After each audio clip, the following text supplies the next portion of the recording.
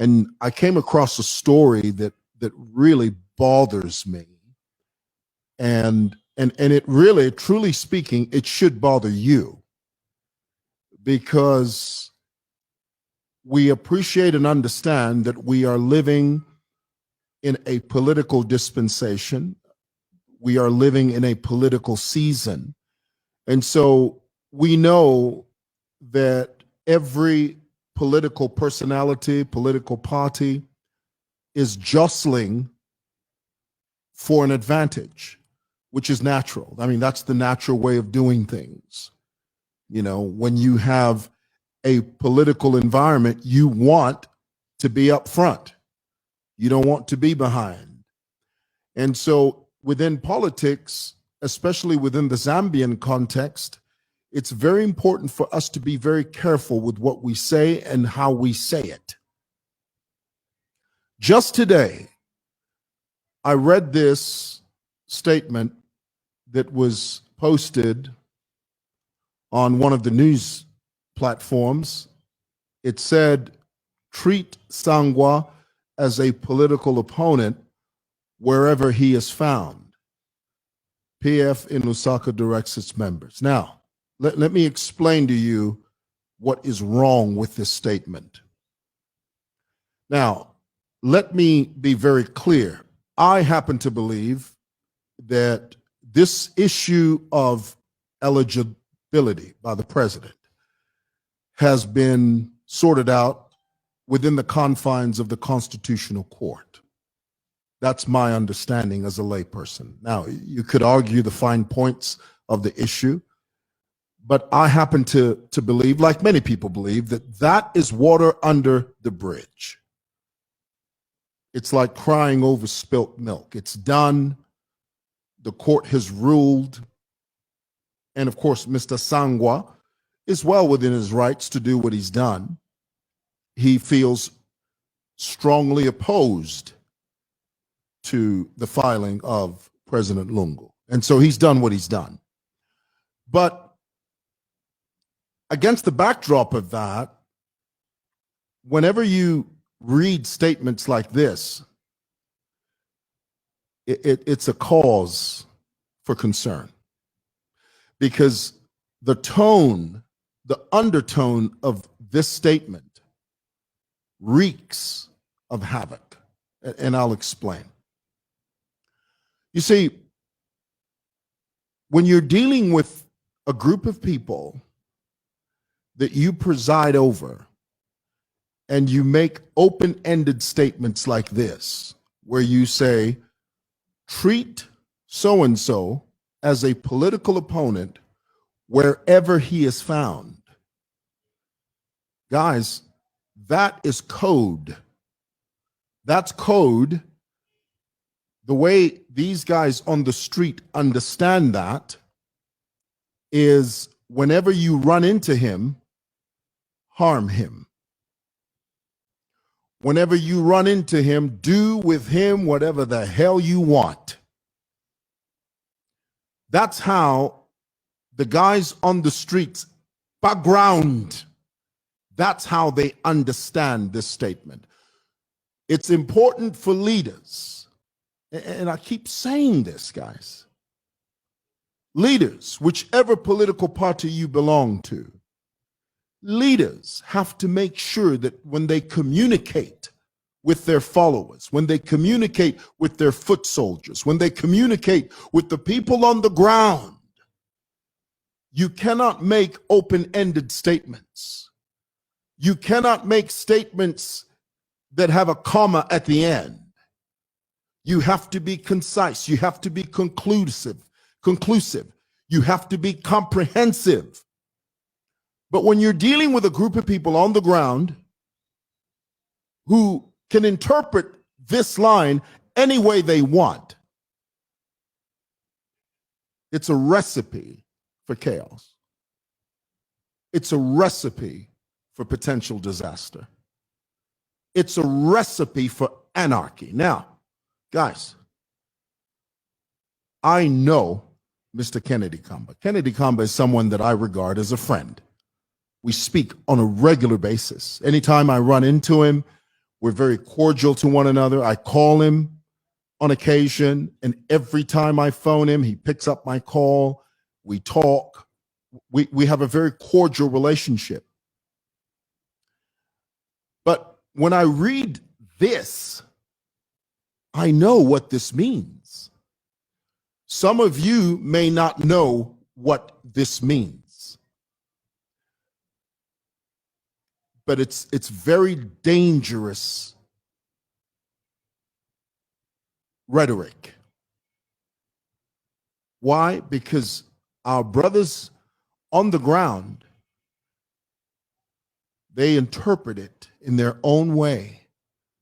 And left to their own devices, they will come up with all types of solutions, their own man-made solutions. It's like giving a child a gun with no instructions, no caution, but you put a bullet in the gun, you hand it to a child, and you say, figure it out. That kid's going to blow his brains out. That kid's going to kill someone else. Why? Because you've given the child a weapon that he doesn't know how to contain. All of you political leaders, listen to me. Regardless of who you are, talk to your people concisely. Talk to them comprehensively. If you have a community, you, Kennedy Kamba, you are the provincial youth chairman here in Lusaka. All you have to do is call all the top guys in Lusaka. Give them clear instructions. But when you say things like this, when you say, treat Sangwa as a political opponent wherever he is found, do you know what you're telling the boys from Chiboria? Do you know what you're telling the boys from Kwakanyama? Do you know what you're telling the boys from Kwa George? Makamakanga vanwamo edoba baila. Do you know what you're saying? You're telling them to harm Sangwa. That's not right. If you're going to engage. The courts, he's taken those documents to the Con Court. Let them deal with it. Basangwa, you and I are not lawyers. We're not the constitutional court. We have nothing to do with that. Sangwa did not bring those documents to us. He didn't bring them to you. He didn't bring them to the guys on the street. He took them over there to the courthouse. Let the courthouse deal with it. And let the courthouse take them wherever the evidence goes. But that's their baby. But when you take it upon yourself, when leaders take it upon themselves to issue open-ended statements that end with a comma or a semicolon,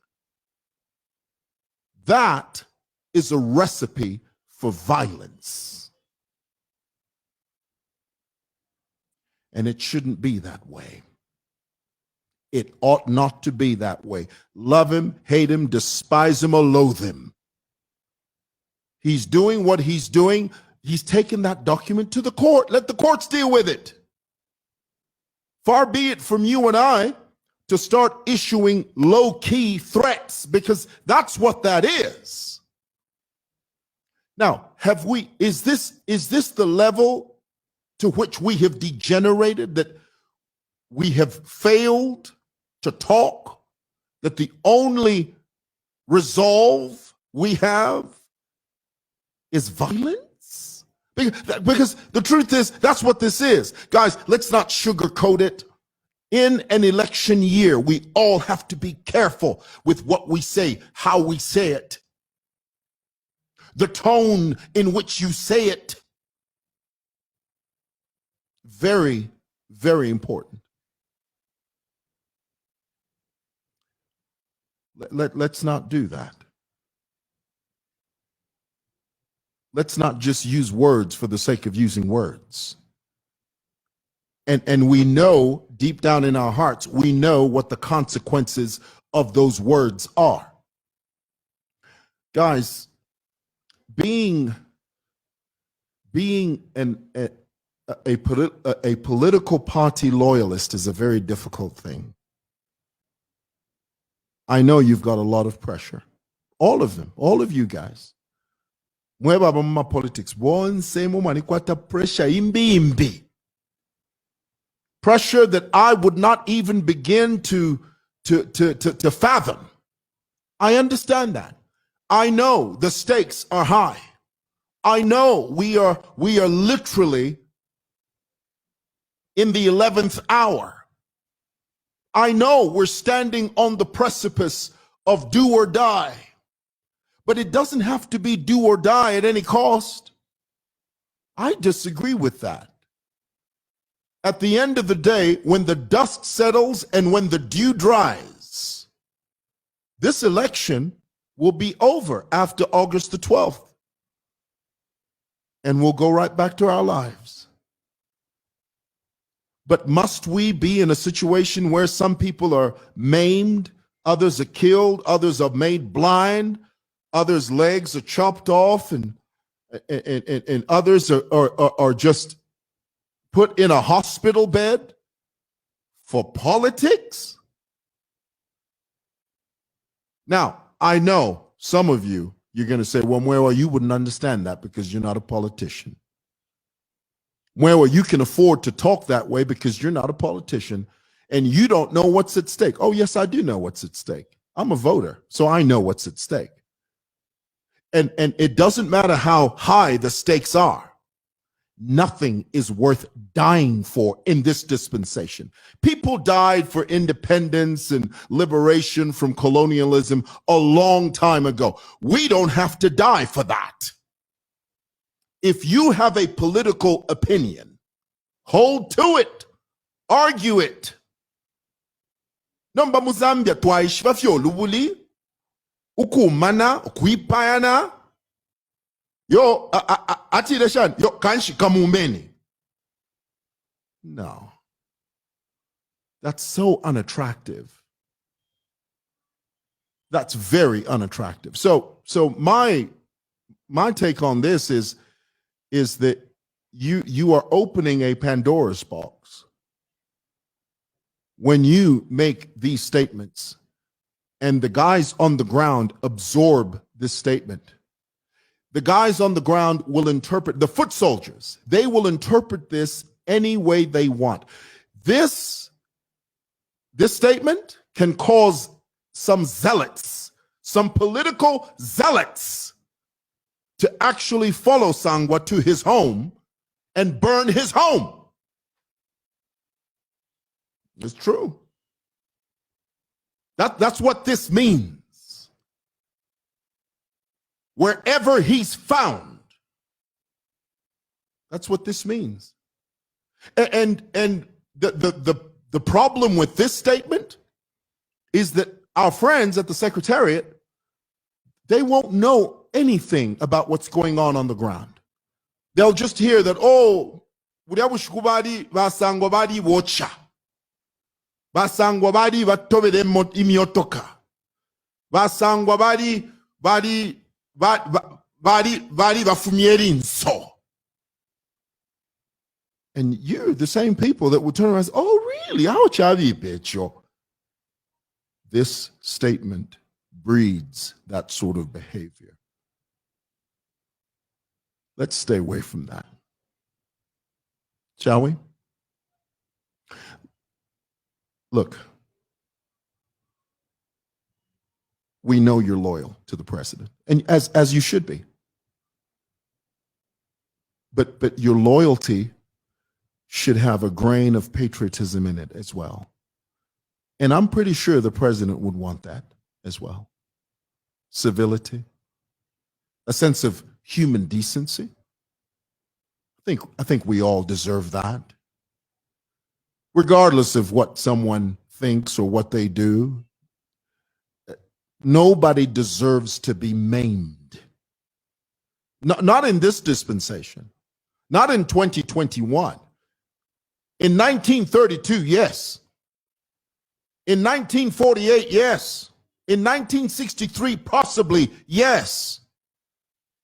But not in 2021. The Word of God says, come, let us reason together. Reason together doesn't always mean we agree. Reason together means let's talk. Give me your argument. I'll give you mine. And if we don't agree, let's agree to disagree and leave it there. But far be it from us to say, if you don't agree with me, you're going to pay for it.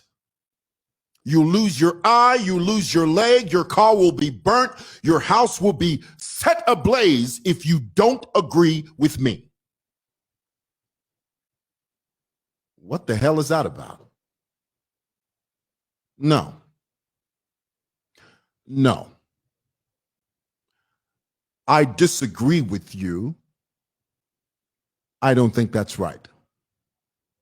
Nobody deserves to be maimed in this dispensation. Nobody deserves to be killed or harmed in this dispensation. Listen,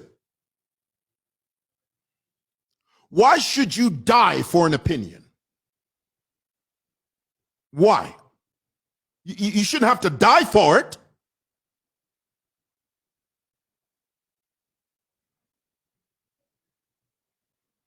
You haven't done the right thing. This statement is going to put people in harm's way. Today, it's Sangwa. Tomorrow, it will be me. It'll be the guy down the road. It'll be the lady up the street. You know, because sometimes I think, you know, when we're dealing with politics, and guys, get away from this idea that, you know, if you speak a certain way, it means you're against us and you're with us. No, man. We're Zambians. Every one of us are Zambians. Let's be civil. I know that's a stretch, but it's possible. Let's be civil. Let's be civil towards one another. Let's sort of hold the Zambian flag high and say, you know what? I don't like what you said. I disagree with you, but I don't want you to die for it. I don't want some jamoke to walk up to your car and throw a petrol bomb in your car because I disagree with you.